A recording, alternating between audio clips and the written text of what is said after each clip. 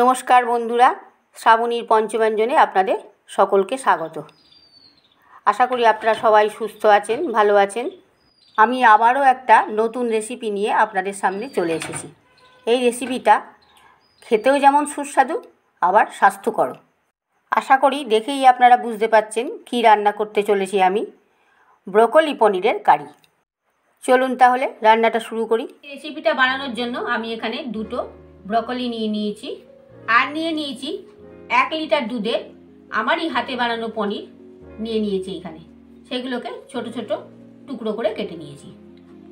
পনিরের রেসিপিটা আমি পরে আপলোড করে দেবো। ব্রকলিগুলো আমি টুকরো করে কেটে ভালো করে ধুয়ে নিয়েছি।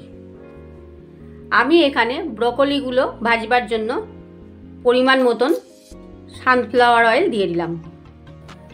আপনারা চাইলে সয়াবিন অয়েলও ব্যবহার করতে পারেন। তেলটা গরম হয়ে গেছে, এবার আমি ব্রকলিগুলো ছেড়ে দেবো।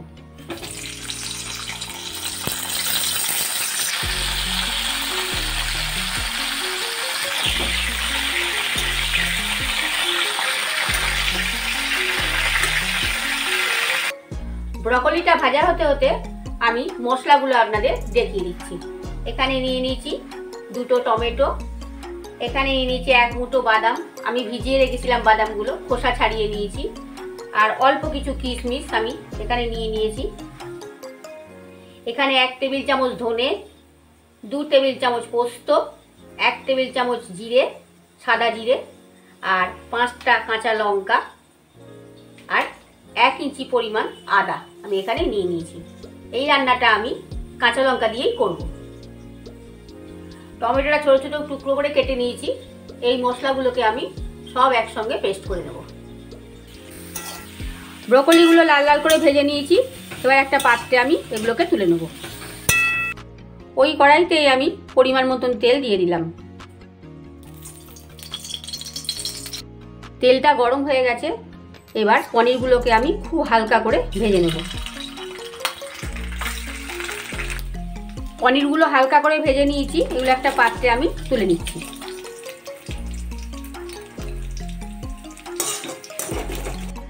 ওই কড়াইতেই আমি 1 টেবিল চামচ তেল দিয়ে দিলাম। তেলের মধ্যে আমি সামান্য পরিমাণ হিং দিয়ে দিলাম। এর মধ্যে দিয়ে দিচ্ছি আমি পেস্ট করা টমেটোটা। এর মধ্যে দিয়ে দিলাম 1 টেবিল চামচ চিনি। এর মধ্যে দিয়ে দিলাম 1 চা চামচ হলুদ আর স্বাদ মতন নুন। এইবার এটাকে আমি খানিকক্ষণ কষিয়ে নেব।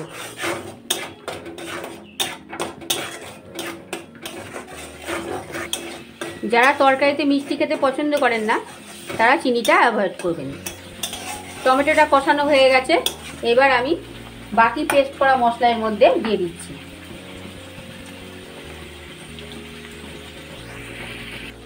অল্প একটু সামান্য জল এর মধ্যে দিয়ে দিলাম। এইবার ভালো করে আমি আরেকবার কষিয়ে নেব। মশলাটা বেশ খানিকক্ষণ কষানো হয়ে গেছে।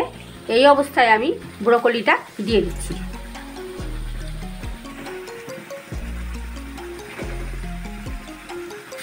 ব্রকলি দিয়ে আমি আরও একটু কষিয়ে নেব। ব্রকলি কিন্তু ফুলকপির মতন নয়, এটা ভাজতে ভাজতেই নরম হয়ে যায়। ব্রকলিগুলো নাড়াচাড়া হয়ে গেছে, এর মধ্যে আমি 3 কাপ পরিমাণ জল দিয়ে দিচ্ছি।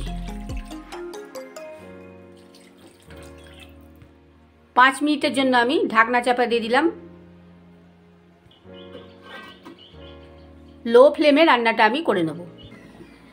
5 থেকে 7 মিনিট মতন রান্নাটা হয়ে গেছে, আমি ঢাকনা চাপাটা খুলে দিলাম। এইবার ভেজে রাখা পনিরগুলোর মধ্যে দিয়ে দিচ্ছি।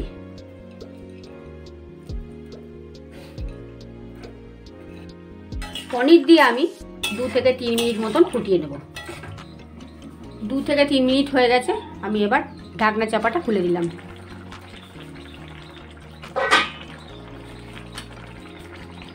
গ্যাসটা অফ করে দিলাম। এবার এর মধ্যে দিয়ে দিলাম আমি 1 টেবিল চামচ বাটার,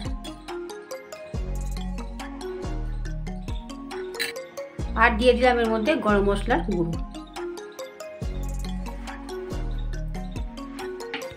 আমি আবারও ঢাকনা চাপা দিয়ে দিলাম যাতে গন্ধটা উড়ে না যায়। ব্রকলি পনিরের এই রেসিপিটা সম্পূর্ণ তৈরি। আমি একটা প্লেটে এটাকে সার্ভ করে নেব। আপনারা এই রেসিপিটা পরোটা, লুচি বা রুটির সঙ্গে খেতে পারেন, খুব ভালো লাগবে। আবার ভাতের সঙ্গেও খেতে পারেন। এইভাবে ব্রকলি পনিরের রেসিপিটা আপনারা বাড়িতে বানিয়ে করে খেয়ে দেখবেন। যদি ভালো লাগে লাইক, কমেন্ট, শেয়ার করতে ভুলবেন না। আর আমার অনুরোধ, আমার এই চ্যানেলটা সাবস্ক্রাইব করবেন, পাশে থাকা বেল আইকনটা ক্লিক করবেন যাতে সমস্ত রকম রান্নার নোটিফিকেশন আপনাদের কাছে পৌঁছে যায়। বেল আইকনে ক্লিক করার পর অবশ্যই অল করে দেবেন। সম্পূর্ণ ভিডিওটা দেখবার জন্য আপনাদের অসংখ্য ধন্যবাদ।